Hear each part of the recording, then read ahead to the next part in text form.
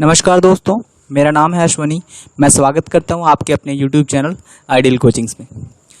तो आज हम डिस्कस करेंगे एक बहुत ही इंपॉर्टेंट टॉपिक के बारे में जिसका नाम है अरब लीग। शुरू करने से पहले मैं आपको बताना चाहूँगा, आप हमारी वीडियो को लाइक कर दें, शेयर कर दें और हमारे चैनल को सब्सक्राइब करना तो बिल्कुल भी ना भूलें। अब आप हमें इंस्टाग्राम पर भी फॉलो कर सकते हैं और ये हमारे दो कुछ नंबर है, आप इन पर हमें कॉल करके कोई भी जानकारी ले सकते हैं। तो चलिए हम शुरू करते हैं। ये आपको इमेज में दिखाई दे रहा है, हमारा आज का टॉपिक है व्हाट इज़ अरब लीग। अब अरब लीग क्या है, क्यों इम्पोर्टेंट है और आज हम इसे क्यों पढ़ रहे हैं, तो इस सारे टॉपिक का हम एक ब्रीफ डिस्कशन करने वाले हैं। अरब लीग उन कंट्री का एक समूह है। इस मैप को देखिए ज़रा एक बार। इस मैप को मैं आपको दिखाना चाहूँ तो ये अफ्रीका कॉन्टिनेंट है। ठीक है, हमारे पास 7 कॉन्टिनेंट्स हैं पूरे वर्ल्ड में। कौन कौन से? एक north America, south America, Russia, Africa, Europe, Russia में क्या गया, एशिया और ऑस्ट्रेलिया। ठीक है, तो ये आज हम डिस्कस करने वाले हैं इस अफ्रीका कॉन्टिनेंट में स्थित अरब लीग के बारे में। ये अफ्रीका है। अफ्रीका का ये जो नॉर्दर्न पार्ट है, ये नॉर्दर्न पार्ट, और ये वाला जो पार्ट आपको दिखाई दे रहा है, ये वाला, ठीक है, इसको बोलते हैं हॉर्न ऑफ अफ्रीका। ये वाला part horn of Africa, north Africa और कुछ ये मिडल ईस्ट की जो कंट्रीज़ हैं, इनका जो एक रीजनल ग्रुप है, ये इंटरनेशनल ग्रुप नहीं है, ये एक रीजनल ग्रुप है इनका। इसी को कहा जाता है अरब लीग। स्टार्टिंग में जब ये बना था 1945 के अंदर, 22 मार्च को इसका एस्टेब्लिशमेंट हुई थी। इसमें 6 मेंबर थे। कौन कौन से? Kingdoms of Egypt, kingdom of Iraq, Jordan, Lebanon, Saudi Arabia और साथ में एक और था सीरिया। जब ये बना था तो इसका जो हेडक्वार्टर है वो कायरो, इजिप्ट की कैपिटल कायरो में था। ठीक है, और रिसेंटली इसमें 22 मेंबर टोटल हो चुके हैं। सीरिया को 2011 में से इसे निकाल दिया गया था। बेसिकली सीरिया में एक सिविल वॉर चल रही है काफ़ी टाइम से, अभी भी चल रही है। तो उस सिविल वॉर के कारण उसको इस ग्रुप में से निकाल दिया गया था। अब चलिए, अगर हम इस मैप को हम देखें, इस वाले मैप को, तो इसमें प्रॉपरली दिखा रखा है कि ये कौन सा वाला पार्ट है। ये नॉर्थ अफ्रीका वाला पार्ट और कुछ मिडिल ईस्ट कंट्रीज, और यहाँ पर हॉर्न ऑफ अफ्रीका का पार्ट। ये सारे के सारे जो कंट्रीज़ हैं, ये 22 कंट्रीज जो कि पार्ट हैं किसका, हमारे अरब लीग का। ठीक है, तो एक ये वाली कंट्री भी याद रखें, ये बीच में पड़ता है इज़राइल। ठीक है, इज़राइल और पैलेस्तीन। तो इज़राइल जो है वो अरब लीग का पार्ट नहीं है, जबकि अगर हम बात करें पैलेस्तीन की तो पैलेस्टाइन जो है वो पार्ट है अरब लीग का। तो ये पूरा का पूरा जो हमारा सेंटर ऑफ जो टॉपिक है वो ये पैलेस्तीन और इज़राइल ही रहेंगे। तो क्या है इनमें विवाद, क्यों इनसे आज हम पढ़ रहे हैं, तो देखते हैं आगे। अब हुआ क्या है कि यूनाइटेड अरब एमिरेट्स, ठीक है, यूनाइटेड यानी यूएई ने एक अकॉर्ड साइन किया है, एक एग्रीमेंट साइन किया है इज़राइल के साथ। उस एग्रीमेंट का नाम है अब्राहम अकॉर्ड।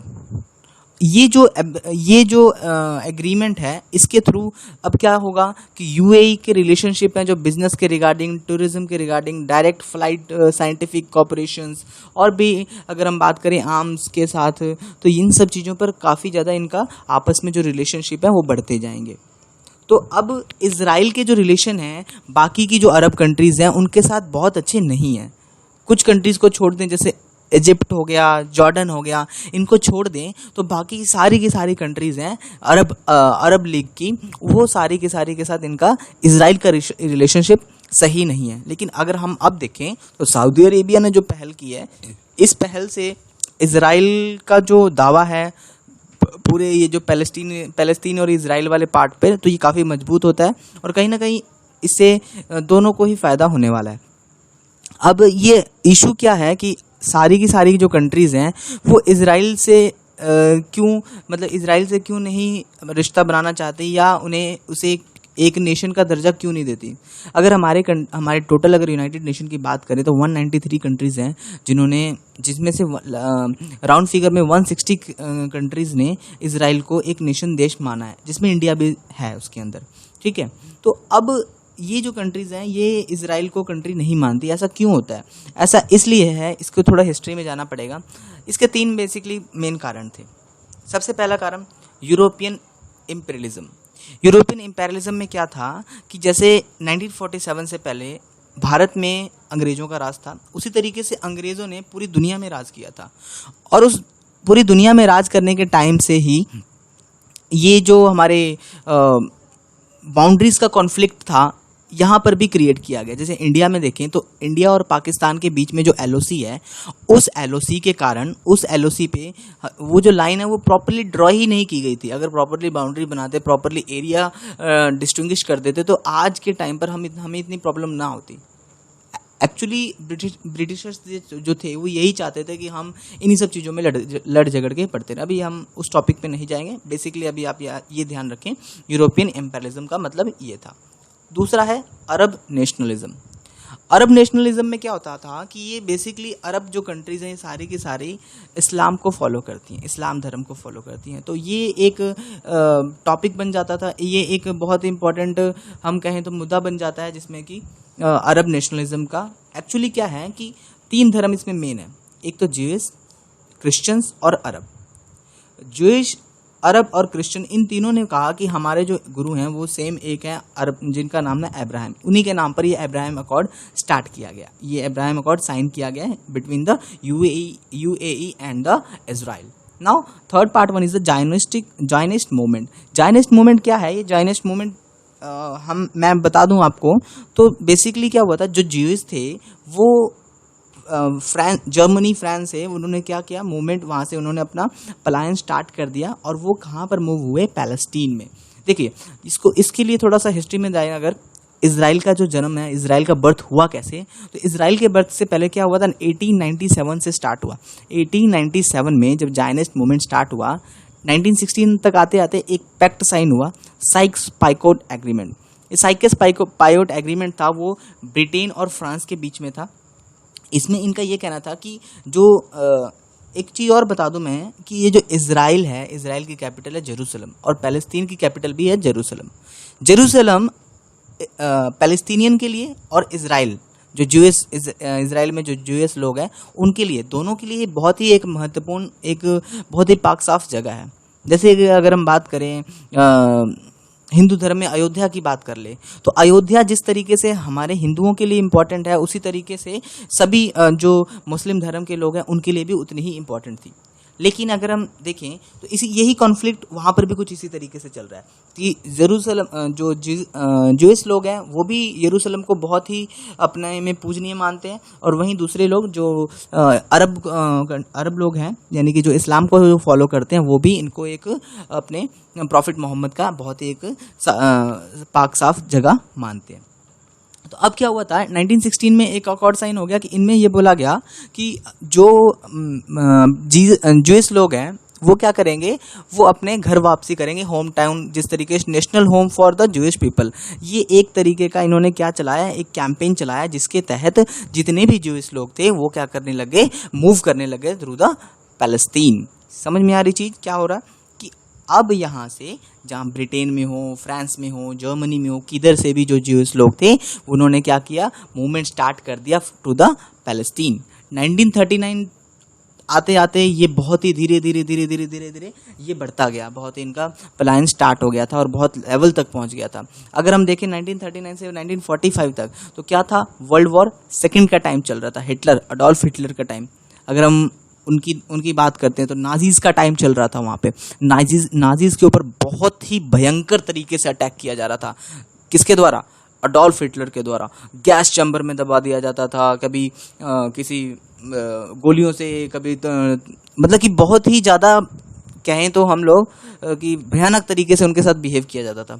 उस टाइम पर 1945 में 5 लाख तक जो ज्यूइश थे उन्होंने मूवमेंट कर लिया था जर्मनी से पैलेस्तीन में।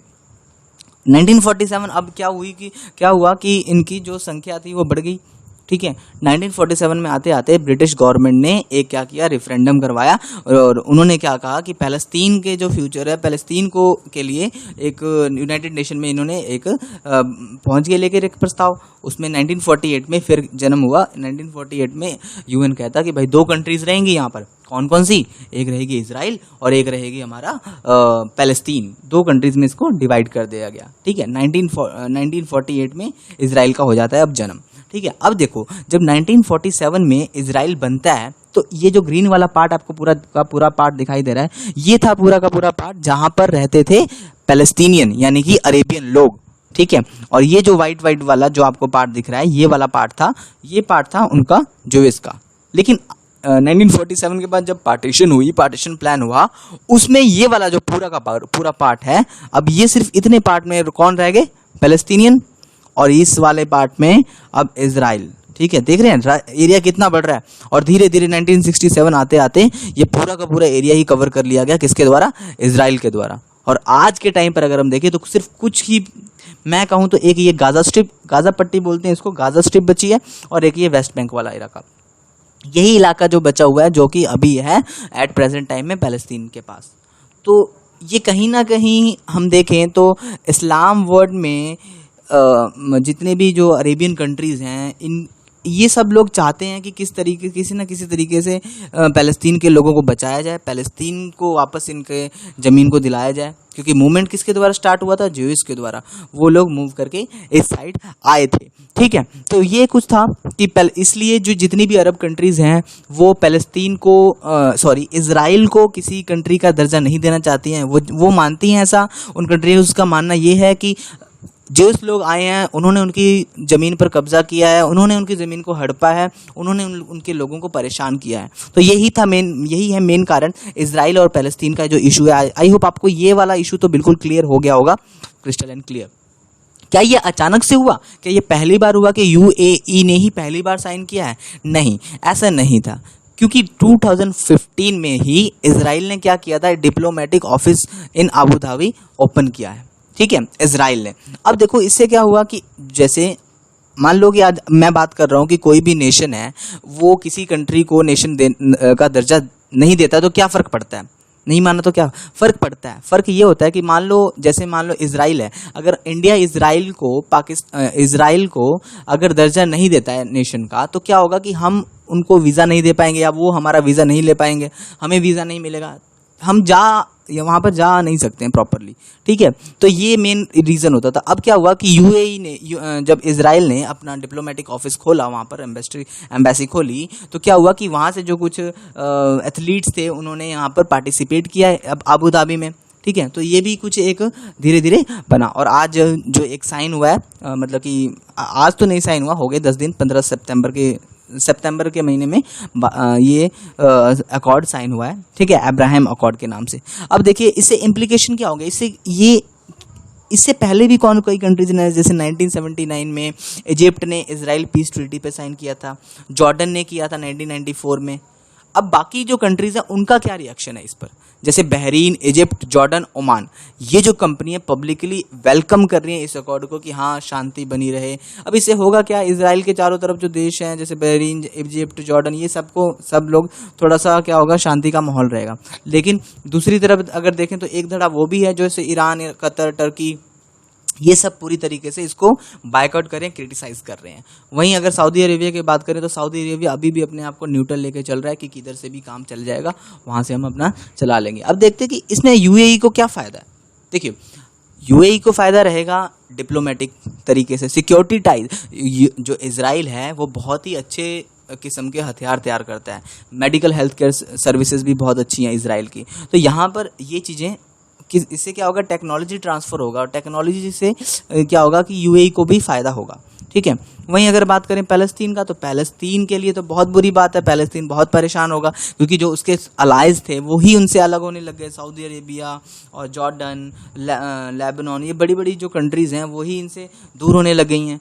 और वहीं बात करें अगर हम इंडिया की, तो इंडिया से इससे क्या इम्पैक्ट पड़ेगा? इंडिया में इसका इम्पैक्ट अगर देखें तो नवदीप सूरी ने बोला कि जिन्होंने ये आर्टिकल लिखा था काफ़ी दिन पहले, तो उसमें इन्होंने कहा कि भाई देखो इंडिया के दोनों ही बेस्ट बढ़िया दोस्त हैं, यूएई भी और इजराइल भी, दोनों ही तरीके से इंडिया को फ़ायदा होगा। तो ये कहीं ना कहीं हमारे प्राइम मिनिस्टर या हमारे डिप्लोमेट्स हैं जो उनकी एक बहुत ही अच्छी डिप्लोमेसी पॉलिसी का पार्ट है। देखते हैं आने वाले टाइम पर क्या होता है, लेकिन आई होप आप लोगों को ये पूरा का पूरा लेक्चर जो समझ में आ गया होगा, अरब लीग क्या है और ये अब्राहम अकॉर्ड क्या है, कौन कौन सी कंट्रीज इसमें थी। एक बार समराइज कर लेते हैं क्या क्या हमने पढ़ा है अभी। ठीक है, अब्राहम लीग स्टार्ट किया था। अब्राहम लीग में नॉर्थ अफ्रीका का पार्ट, हॉर्न ऑफ अफ्रीका का पार्ट और मिडिल ईस्ट कंट्रीज के पार्ट होता है। 6 कंट्रीज का ये पहले समूह था। 22 मार्च 1945 को ये बना था। ठीक है, फिर आगे चलकर इजराइल और पैलेस्तीन का इशू इजराइल और पैलेस्तीन के इशू को हमने समझा। फिर देखा कि इसमें किसको किसको फ़ायदा होने वाला है, पैलेस्तीन को, इंडिया को, ये किसको फ़ायदा होगा। तो ये मेन कुछ पार्ट हमने इसमें पढ़ा। तो आई होप आपको ये लेक्चर पसंद आया होगा। अगर लेक्चर आपको पसंद आता है तो आप इसे अपने दोस्तों तक शेयर करें, अपने फ्रेंड्स तक, और उन्हें लाइक करने को भी बोलें। आप भी चैनल को लाइक कर दें, शेयर कर दें, चैनल को सब्सक्राइब करना बिल्कुल ना भूलें। Thank you.